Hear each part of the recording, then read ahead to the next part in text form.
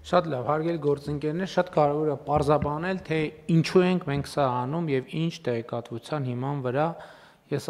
մոռացա ինչքան մարդ էր այս պայդրությամբ հայտարարագիր ներկայացրել արդեն։ Այս պահին 130,000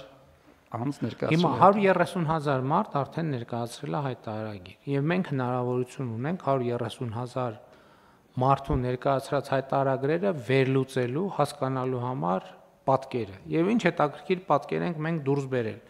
Պարզվում է, որ հայտարարագիր ներկայացրած մարդկանց ավելի քան 60%-ը ինքնաշխատ ձևով ներկայացված հայտարարագրում ոչ մի փոփոխություն չի արել։ Այսինքն հիմա էլ այդ ինքնաշխատը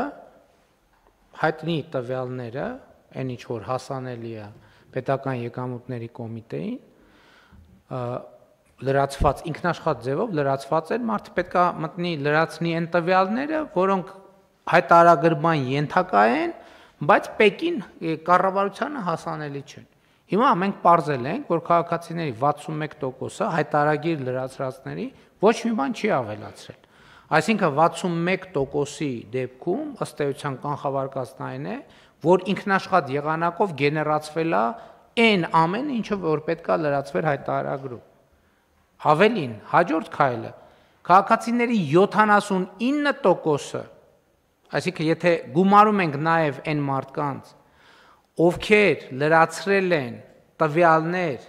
որոնք մեծ հաշվով կարող են հասանելի դառնալ կառավարությանը, բայց բանկային գաղտնիքի եւ այլն, մասնավորապես ստացված վարկերի եւ փոխառությունների մասին։ Այսինքն այդ տվյալը կա, նկատի ունեմ, անհասանելի է օրենսդրական կարգավորումների պատճառով։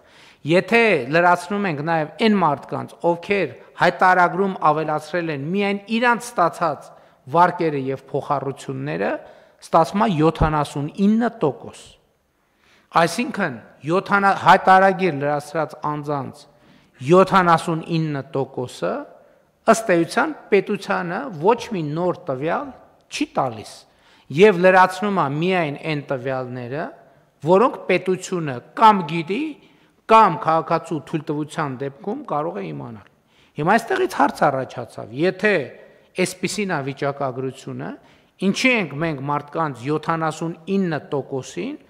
ասում, որ դուք մտեք հայտարարագիրը լրացրեք այն դեպքում, երբ որ ինքնաշխատ ձևով այդ հայտարարագիրը լրացված է։ Մենք եկանք այսպիսի լուծման, որ եթե 79%-ը այս իրադրությունն է, այսինքն մենք 21%-ի դեպքում ունենք այստեղից շեղվող ինչ որ մի իրականություն, ուրեմն եկեք ինքնաշխատ լրացնենք հայտարարագիրը այն 61%-ի դեպքում առանց որևէ լրացուցիչ գործառույթի, բայց ասենք, եթե դուք ունեք սոցիալական կրեդիտ, դուք պետք է մտնեք եւ էլեկտրոնային ստորագրությամբ հաստատեք այդ հայտարարագիրը։ Երկրորդ խմբի դեպքում, ովքեր ունեն վարկեր փոխառություններ, մենք իրանց ասում ենք, եկեք դուք հնարավորություն տվեք, որպեսզի այդ արդեն իսկ հայտնի տվյալը նույնպես ինքնաշխատ ձևով գեներացվի, որպեսզի դուք լրացուցիչ այդ տվյալները լրացնելու անհրաժեշտություն չունենաք, այսինքն սրանով 79%-ի խնդիրը լուծում ենք, բայց այդ դեպքում էլ սոցիալական կրեդիտը ստանալու համար էլի պետքա լրացուցիչ հաստատում ստանալ։ 21%-ի դեպքում ասում ենք հետևյալը, մենք ինքնաշխատ լրացնում ենք եւ բոլորի դեպքում։ Դուք գիտեք, ինչ տվյալ արդեն չկա այնտեղ, որը հայտարարագրման ենթակա է։ Եթե դուք ունեք հայտարարագրման ենթակա տվյալ, մտեք լրացրեք։ Եթե դուք համարում եք չունեք հայտարարագրման ենթակա տվյալ, ուրեմն այդ հայտարարագիրը արդեն կա եւ այդ հայտարարագիրը ստեղծելու է ձեր եկամուտների պատմություն, այսինքն դա համարվելու է հաստատված հայտարարագիր, որը հետագայում ձեր հարաբերություններում արդեն որպես բազային տվյալ օգտագործվելու է եւ չի լինելու լեգիտիմություն, որ ես գիտեք ինչ բա հայտարարագիրը չեմ լրացրել եւ ես պատահական փողոցից գտել էի $4 միլիոն եւ մոռացել էի $4 միլիոն հայտարարագրել։ Ես կարծում եմ, որ այսինքն այս որոշումը կայացվել է 130,000 մարդկանց լրացրած հայտարարագրերի տվյալների վերլուծության արդյունքում եւ կարծում եմ, որ շատ տրամաբանական հաջորդ քայլն է, բայց ելի է շատ կարեւոր է արձանագրել,